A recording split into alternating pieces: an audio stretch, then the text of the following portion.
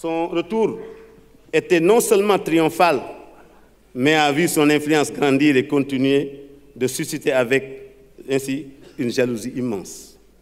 L'administration coloniale décida finalement de le mettre en résidence obligatoire ou résidence surveillée en 1902 en Mauritanie.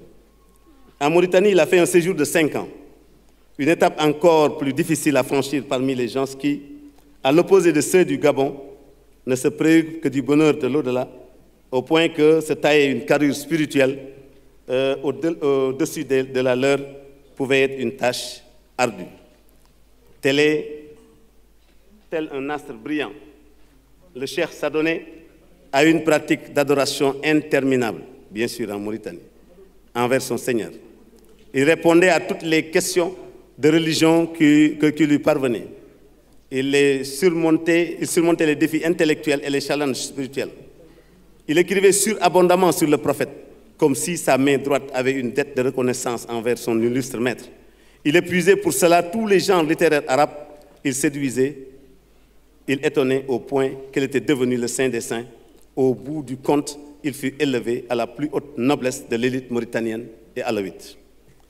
Le 6 mai 1907, d'un commun accord entre le lieutenant-gouverneur du Sénégal et le commissaire du gouvernement général en territoire civil de la Mauritanie, Thiéyène fut choisi comme lieu d'installation de Cheikh Ahmadou Bamba à son retour de Mauritanie.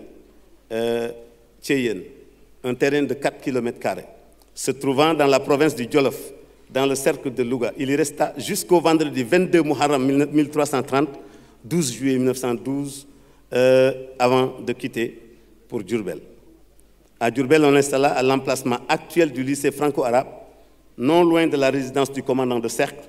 C'est en février 1917 qu'il ira s'installer à Kergoumak, une maison construite par lui-même et qui constitue donc sa pleine propriété et lui donnant le nom de Boukhatul Moubarak. Vous commencez à l'identifier maintenant, mais nous allons le connaître davantage avec l'étiquette abreuvoir des assoiffés, que je lui ai conféré tout à l'heure, après 4 siècles de traite négrière et d'esclavage au sortir desquels, dans la seconde moitié du 19e siècle, l'Afrique pleurait à chaudes larmes. Le Sénégal, mon pays, dis-je, dans ses jérémiades, à l'instar de Jérémie, au 5e siècle, avec la destruction de la Palestine, le Sénégal, dis-je, dans des cris et des soupirs de douleur atroces, dans ce calvaire de persécution, de brimades, de vexations de tout genre, dans ce climat d'atteinte aux valeurs et libertés humaines, attendait un sauveur. Le peuple avait soif. Et qui allait donc l'abreuver? Nos ancêtres avaient perdu tout espoir d'être délivrés de l'aristocratie locale, ces oligarques des royaumes et monarchies traditionnelles qui avaient fait du sang du peuple leur monnaie d'échange pour assouvir à tout prix leurs desseins bassement terrestres et matériels. Au Sénégal, les révolutions théocratiques musulmanes et de l'islam conquérant avaient un projet de société entre les mains et ont tenté de mettre fin à cette crise accentuée par la conquête territoriale de Fédère. Mais malheureusement, ils ont pris les armes et tombèrent dans le piège de l'effusion du sang.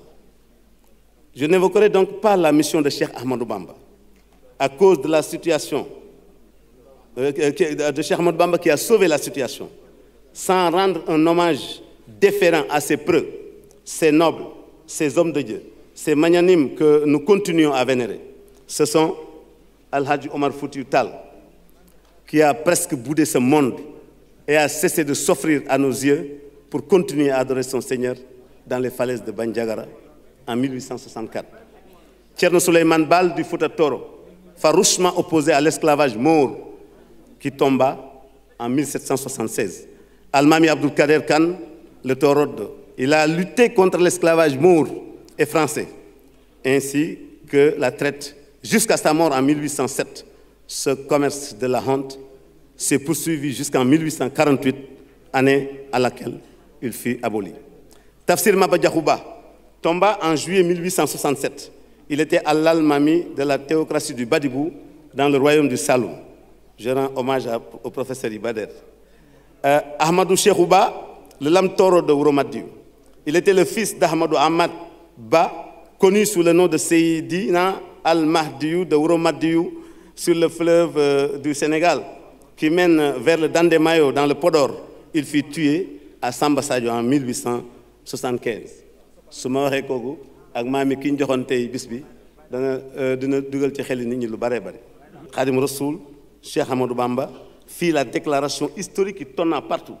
Il stipula que cette guerre ayant opposé des musulmans ne saurait légitimer la capture d'esclaves. Dès lors, les esclaves comme les biens issus de ce butin de guerre entre deux musulmans sont illégaux. Une telle fatwa dérangea les services juridiques. Je veux dire les cadis et les jurisconsultes qui officiaient dans la cour du roi du Cayor. L'aristocratie de l'aristocrate Lat Dior, oligarque du Cayor, Damel, fut outré par la fatwa, sentence juridique, prononcée par le très jeune Cheikh Ahmadou Bamba, qui sonna d'un air nouveau dans le clairon de l'islam, dont l'écho ne laissa personne indifférent. Cette première entrée résonna dans la scène politico-religieuse et rassura les musulmans et le peuple. La foi inébranlable du Cheikh devenait un idéal de grandeur morale, de dignité, de soumission à Dieu et de soumission exclusivement.